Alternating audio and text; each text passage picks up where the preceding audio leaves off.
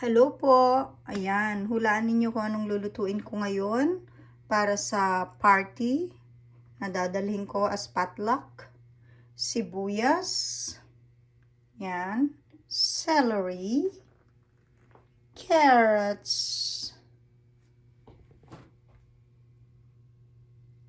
Repolyo. Peas. Life hack para maganda yung hiwa nyo sa peas, pa-slanted. Gunting ang gamitin ninyo at mas mabilis.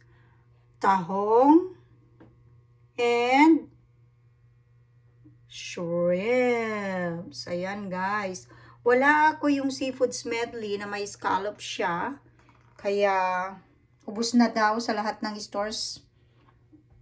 I don't know kung niloloko ako ni LG, pero best seller kasi yun, masarap yung medley nila, yung seafoods medley na nakasupot lang, andun na lahat, kompleto na. Kaya ngayon, yan lang ang ingredients ko dahil wala silang nabili. Comment down below kung ano yung mga gusto nyo pa pong iluto ko, pero hindi po ako magaling magluto. Yan.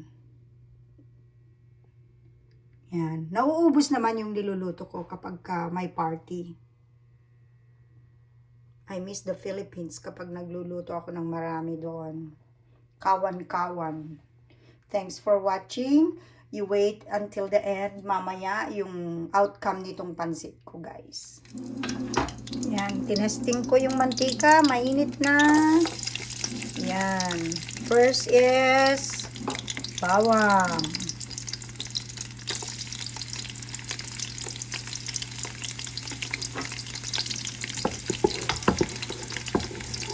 Kapag ganyang medyo brown na yung bawang guys, huwag masyadong brown na brown. Pwede nang ilagay itong sibuyas. Yan, marami yung sibuyas para mabango ang ating pansit. Yan, kasama niyang mag-brown kasi, kaya hindi ko masyadong pinag-brown yun. Yan, may in-include akong pinong sibuyas para mas mabango pa. Next, isusunod ko na ang tahong. Ayan guys, idagdagan ko muna.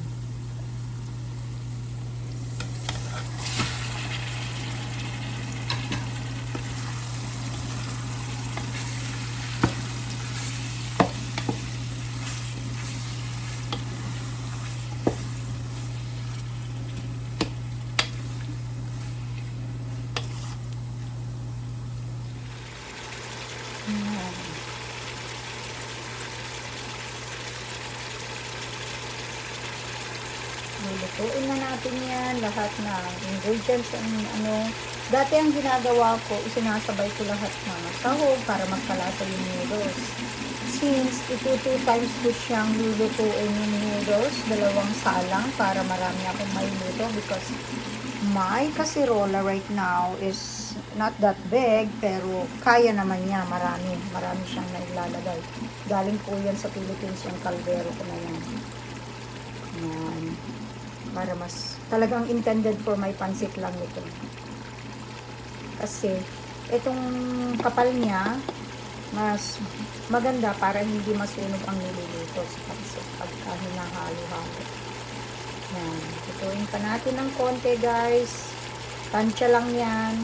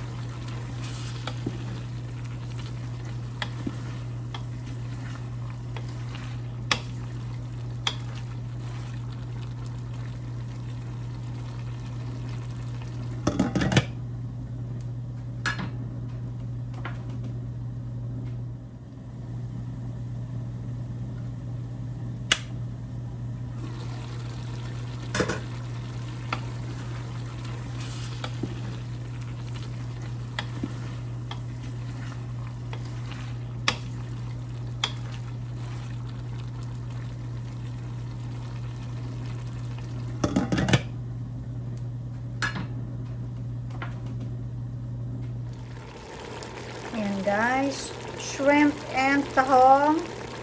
Toyo. Dato puti. Ayan. Para kasama niyang maluluto at yung lasa niya ay pupunta sa ingredients. Next is oyster sauce. Yan. Yan.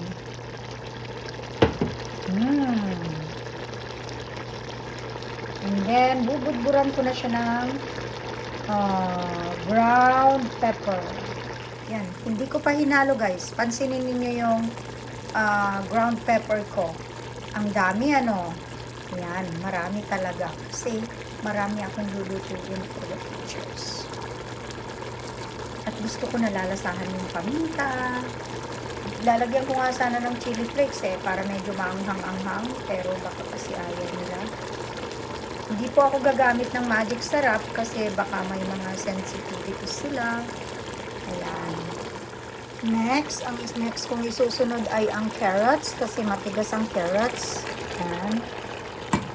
Halos isasabay ko siya sa repolyo. Iba ang repolyo dito sa Canada guys, matigas kaya yung anak ko hindi marunong mamalengke. Ang binili, sabi ko pa, bok choy. Oh no, not bok choy. Napa cabbage ang bibili niya, nilista ko. Ang binili niya, ganyan, bilog na repolyo.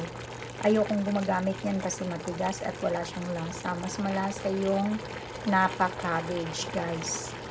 Pero no choice, yun ang gagamitin ko. So, isusunod ko siya ngayon. So, here guys, ang gagamitin ko. Oh, Carmina, bakit? Matigas kasi yan, guys, yung repolyo dito. Next is celery. Ayan, wala pa po yung noodles, ha? Guys, pero puno na yung aking malaking kaldero. And then the peas. Peas, ayan. Ayan po, oh. Yung aking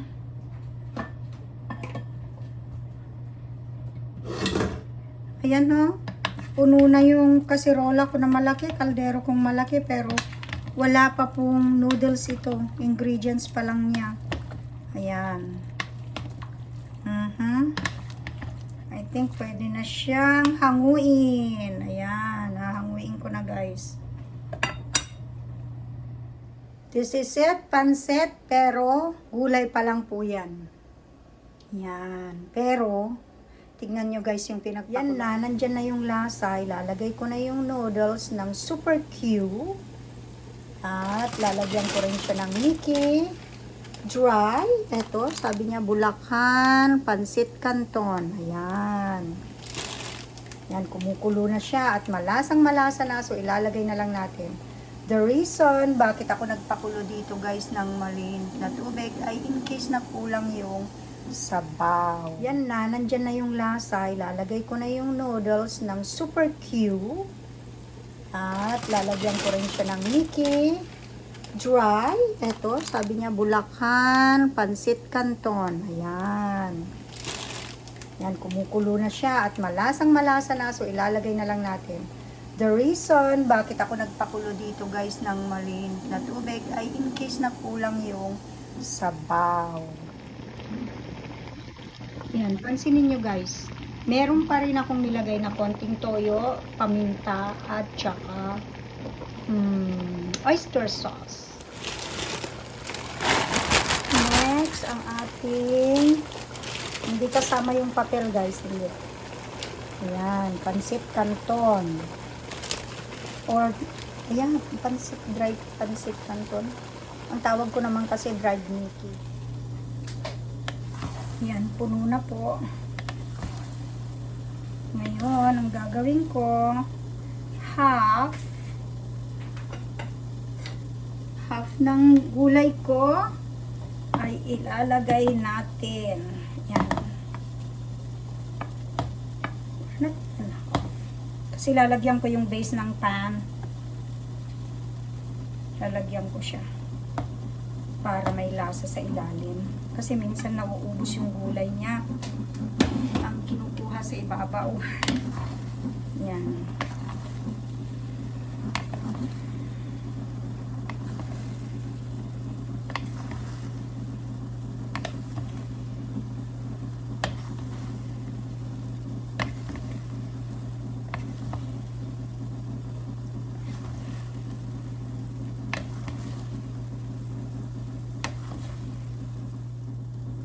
Kailangan mahina na yung kanyang apoy.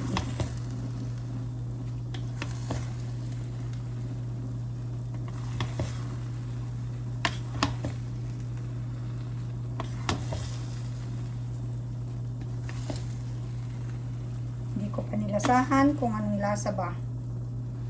Bahala na. Sila nang magsasabi. Kung matabang or maalat, I'm open into suggestions. Ayan guys. Ang gagawin ko, ilalatag ko ito sa base niya. Ayan. Para na in and out. Masarap siya.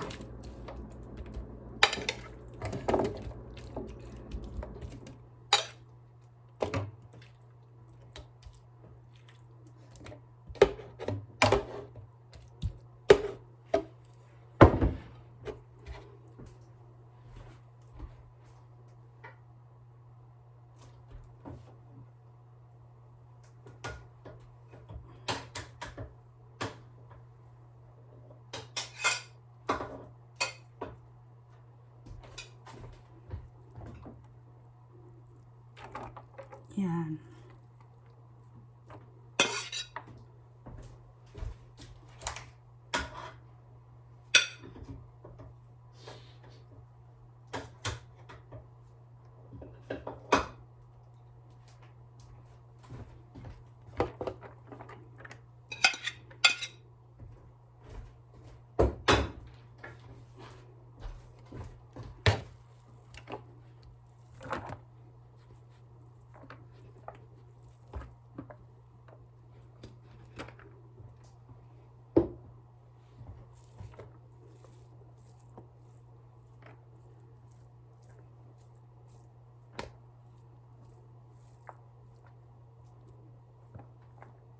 Isang big na pang cater po itong ginamit ko.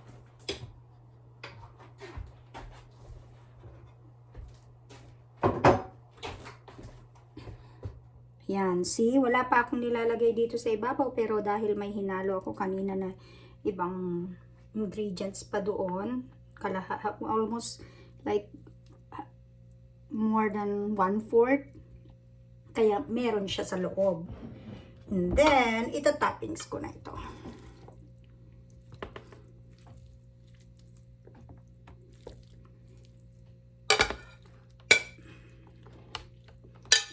Yung anak ko kasi ayaw niya ng maraming gulay. So, halos hindi ko nalalagyan ng gulay yung sa kanya. Kasi, iano din niya. Ilalagay din niya sa gilid ng plate niya and then mom will gonna eat it. Yan.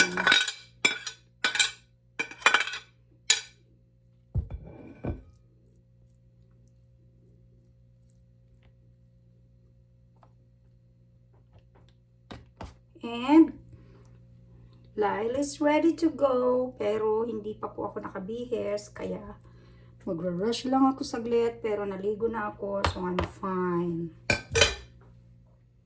Here is my seafoods pancit.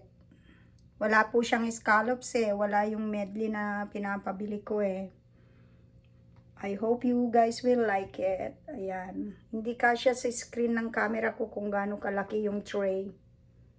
Yan. Yan. Thank you for watching. Sana masarapan sila. I still have more. Pagka gusto nyo pang manood, any suggestions, just comment down below. If you can share it to your friends, my video, I will appreciate that, guys. Thank you. See you later. So here guys, tapos na ang aking pagluluto ng pancit. See you later. Thank you for watching.